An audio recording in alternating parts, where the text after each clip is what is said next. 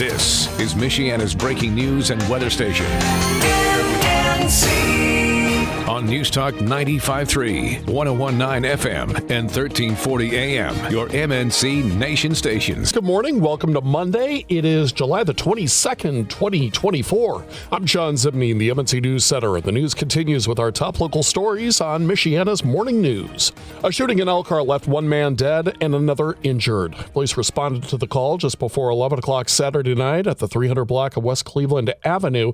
And there they found a man with a gunshot wound who died at the scene despite life-saving efforts. Another man was also shot and taken to the hospital with non-life-threatening injuries. No word about what led to the shooting or any suspects or arrests. A North Liberty man faces charges after he fled from police last week and caused a crash that injured 4 others. South Bend police tried to pull over 33-year-old Matthew James Dean Tuesday night, but they say he took off and blew through a red light at Colfax and Walnut Streets.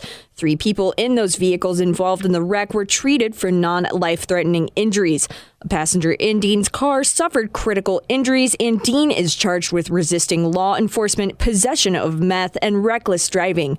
At the time of the crash, he was serving probation and had 2 active warrants. Morgan Hopkins, MNC News. And an Napanee teenager initially charged with causing death while operating a vehicle while intoxicated will not be charged with that count. The crash happened in Napanee on October 15th when reports say a vehicle driven by Solano Cruz crossed the center line and drove into the pathway of a transit van heading south. Cruz reportedly told police that he had never received a license, and police said his eyes were bloodshot and glassy and his speech was slow and slurred. One of the 10 passengers in the van died at the scene, and others were reported injured. The court learned that 18-year-old Cruz was not actually intoxicated, and they dropped the charges. However, the Goshen News says Cruz pleaded guilty to identity deception and was sentenced to 1 year on probation. Alyssa Foster, MNC News. A reminder, the City of Elkhart needs residents to report any storm damage that's cleaned up from recent tornadoes. They say the information helps government agencies collect data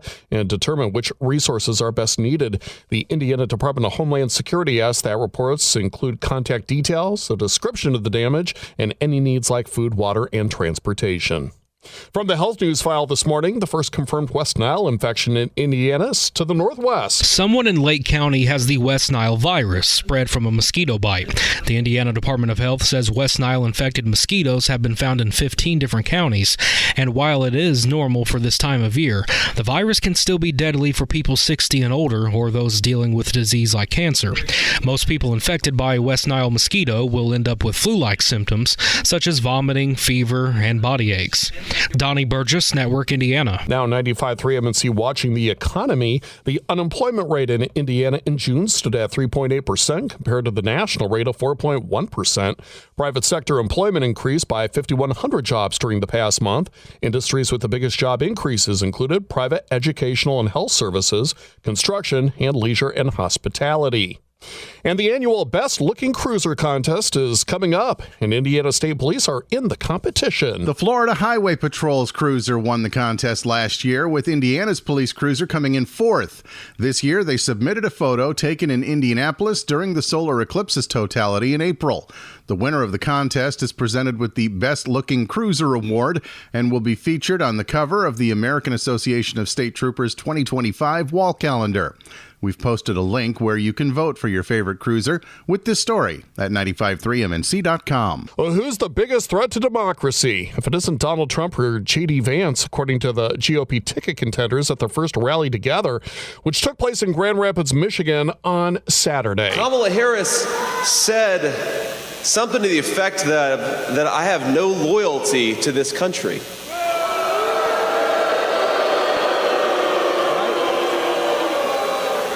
Well, I don't know, Kamala. I did serve in the United States Marine Corps and build a business. What the hell have you done other than collect a check?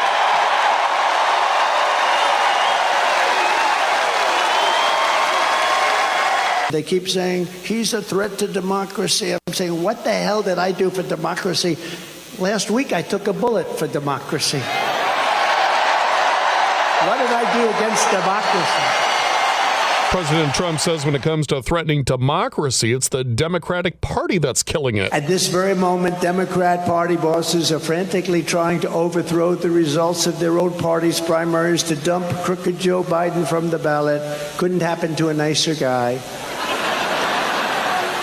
And as you're seeing, the Democrat Party is not the party of democracy. They're really the enemies of democracy, the parties of corrupt insiders like Whitmer, special interests, and the failed political class. That's what they are. Under our leadership, the Republican Party is now the party of the people.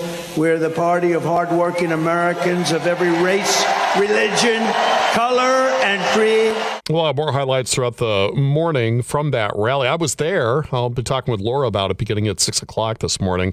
A fun time, an electric crowd, and Donald Trump on fire and very much on point. Now, keep in mind, a lot of what he said, this was all 24 hours before Joe Biden dropped out of the race. But you would think that the two had the inside track on that because they had multiple references to running against a candidate that they don't know, or running against Kamala Harris. Again, more talk about it throughout the morning here on MNC. Meantime, Indiana's Attorney General Todd Rokita, he was at last week's Republican National Convention and has a few takeaways. Whether it was hearing from Tucker Carlson, Hulk Hogan, or former President Trump, Rokita told WIBC's Tony Katz that the speaker lineup was spot on. In my head, it was beautiful. It was wonderful, and I don't know what the Democratic answer for it is. I guess not for me to say or worry about, but this was the American answer. He says the Republican Party continues to show it is the party of the working man. The request for a new special judge in the Delphi murders case has been denied by the Indiana Supreme Court. The High Court decided Friday that, yes, Special Judge Fran Gull has missed deadlines to rule on certain motions, but because the lawyers for suspect Richard Allen continued to file motions, they essentially defeated the point of deadlines because they kept piling on the work for the judge. Therefore, a new special judge will not be assigned, and court hearings will go on as scheduled for the end of this month.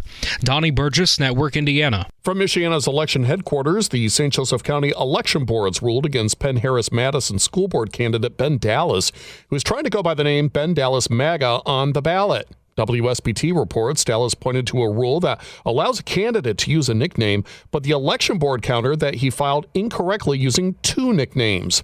Dallas decided to drop his candidacy, but says he's looking into the appeal process. An Elkhart County man will stand trial in February for the murder of his 2-year-old son. The man at the center of an 18-hour-long standoff in Elkhart County made his first court appearance Thursday. The preliminary not guilty plea was entered on behalf of 37-year-old Ryan Snyder. Investigators say Snyder's 2-year-old son Jackson was found dead inside Snyder's Pendleton drive home July 7th. The case is set for trial in February. That's Joe Ullerite reporting. An Indiana State Police chase in LaPorte County netted 2 arrests. Indiana State Police say 2 people have been arrested following a chase Friday evening. Officers tried to stop 19-year-old Robert Valenzuela for speeding on US 20 near County Road 400 East, but he drove away instead. The chase eventually ended after he hit stop sticks near mile marker 19 on I-94. He was arrested and taken to the LaPorte County Jail, where he's facing charges for crimes including dealing a Schedule 4 substance and possession of a machine gun. An 18-year-old girl identified as Angela Rodriguez was also in the car at the time. She's now facing charges for crimes including dealing a Schedule 4 substance and possession of marijuana. Wes Woodward, Network Indiana. A 22-year-old Granger man died after a motorcycle crash. It happened just after 3:30 Saturday afternoon near Daly Road and Jefferson Center Street. Cass County Sheriff's deputies say the motorcyclist was traveling northbound when he lost control of the bike and hit several trees. He came to rest down an embankment after hitting the trees and died at the scene. Police say that speed appears to be a factor. A LaPorte County man died in a car crash. This happened just before noontime Friday at County Road 300 North west of Johnson Road, where police say a Ford Explorer veered off the road and hit a tree. The vehicle overturned and landed on its side. The driver, 65-year-old Gregory Kreitz of Union Bills, was trapped inside and had to be extricated. He died at the scene.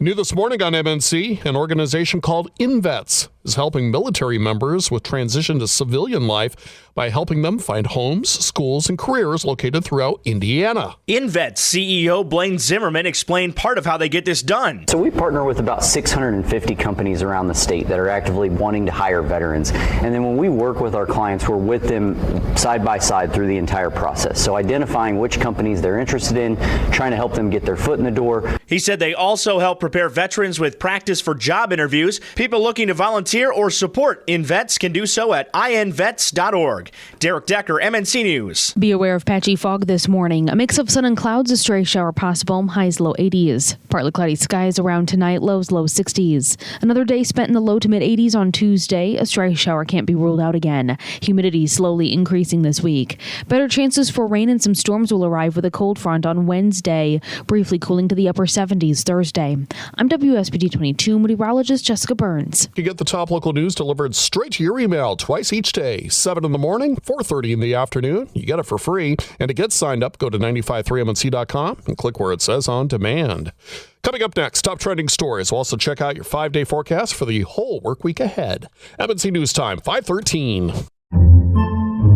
Podcasts by Federated Media.